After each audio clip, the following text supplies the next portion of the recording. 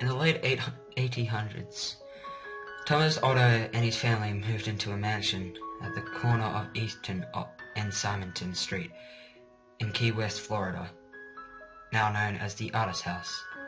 The Ottos were known to be stern with their servants, sometimes even mistreating them. It was the treatment of such agitation servants that provided a twist in the story. This woman was hired to take care of their son, Robert, one day. Mrs. Otto supposedly witnessed her practicing black magic in her backyard and fired her. Before she left, the woman gave Robert a lifelike doll which stood 3 feet tall, had buttons for eyes, human hair believed to be Robert's, and was filled with straw. Dolls that resembled children were not unheard of during this time, but this one provided to be special. Robert named the doll after himself and often dressed it in his clothes. Robert, the doll, became his trustworthy companion. He took it to him on shopping trips into town. The doll had a seat at the dinner table where Robert would sneak it bites of food when his parents weren't looking. Robert would even tuck into bed with the boy at night. Soon, this innocent relationship took on a strange nature. Soon after, Robert chose to be referred by his middle name, Jean, after being scolded by his mother. He told her that Robert was the doll's name, not his. Jean was often heard in his toy room having conversations with Robert. Jean would say something in his childish manner, and responses could be heard in a much lower voice. Sometimes Jean would be very agitated, worrying the servants and his mother. She would, on occasions, burst in to find her son cowering in a corner while Robert sat perched in a chair on the bed glaring at him. This was only the beginning. Household objects would be found thrown across the room. Jean's toys turned up mutilated, and giggling could be heard. Whenever these unusual acts took place, Jean always said, "Robert did it!" The boy took the punishment, but always instead that the blame was Robert's. As the mischief grew, more and more servants took their leave as the new ones were hired. The Otto's relatives felt it was time to do something. With a recommendation of a great aunt, Jean's parents removed Robert from his care and placed him in a box in the attic. This is where they resided for many years. After the death of his father, Jean was willed his boyhood home. He decided to live in the Victorian mansion with his new wife. Jean had become an artist and felt the house was spacious and would provide a space for him to paint. He went to the attic and dusted off his childhood toys. He became attached to the doll despite his wife's displeasure. Jean would take the doll along with him everywhere they went. He even sat in his favorite little chair while Jean and his wife slept nearby. The turret room became Robert's domain after Mrs. Otto moved him back to the attic. Their marriage slowly became sour until Mrs. Otto supposedly went insane and died of unknown reasons. Jean followed soon behind.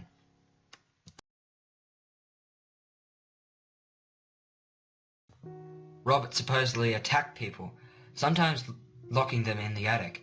People who passed by claimed to hear evil laughter coming from the torrent room. For some time, Robert remained in the empty house by himself until a new family purchased the mansion and restored it. The doll was once again moved to the attic. This pleased it as much as the last time. The doll was often found throughout the house. On one certain night, Robert was found at the front of the owner's bed, giggling with a kitchen knife in hand. This was enough to send them fleeing from the home. Robert was later moved to the East Martello Museum in Key West, where he sits perched in a glass box. Despite his new living quarter, the doll is believed to not have given up his menacing ways. Visitors and employees claim that have seen the doll moved. His smile had been known to turn into a scowl. One employee cleaned Robert, turned off all the lights and left for the night. The next day he returned to find the lights turned on, Robert sitting in a different position than the night before and a fresh layer of dust on his shoes. Some say he will even curse you.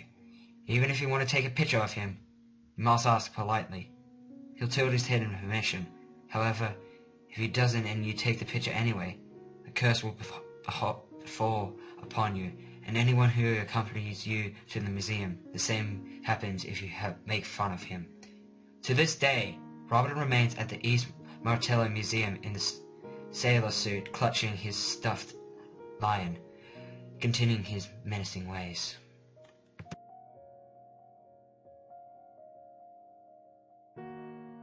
When I was a junior in high school, my friends and I were looking for new places to skate, since we had all skated so much at the parks near us.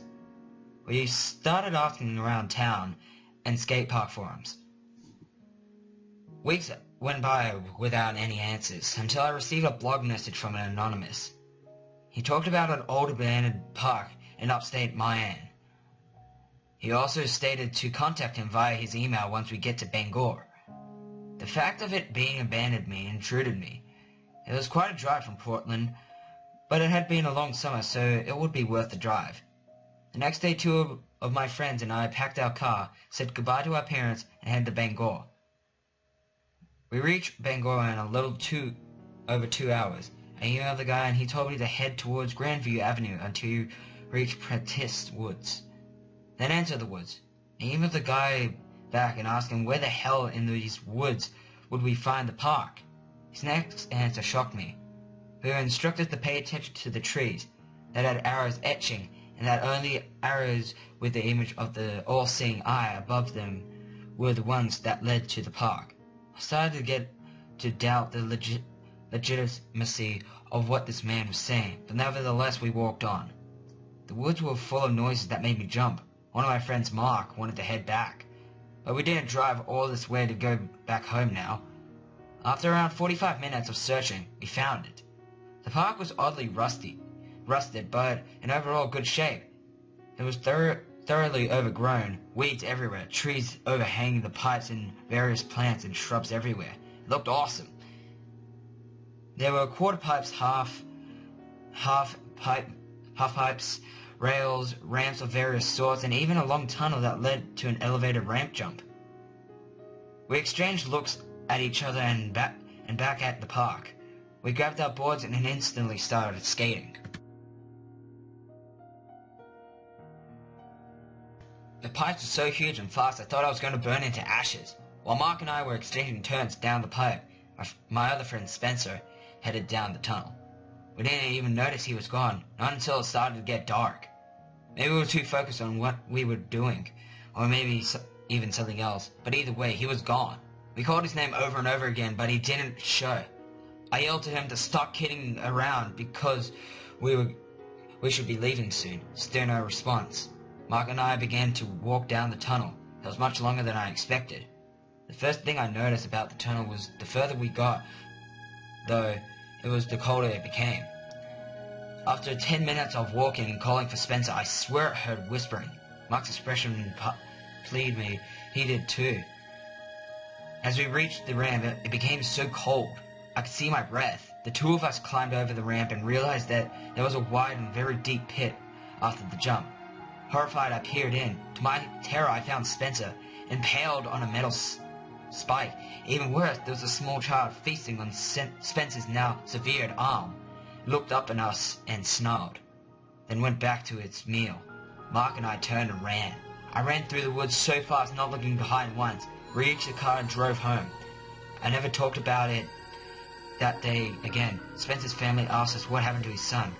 We never knew what to say, so we just look down and walk away. They think we murdered him, but the police don't, and never will, have evidence to accuse us on. I'm never skating again.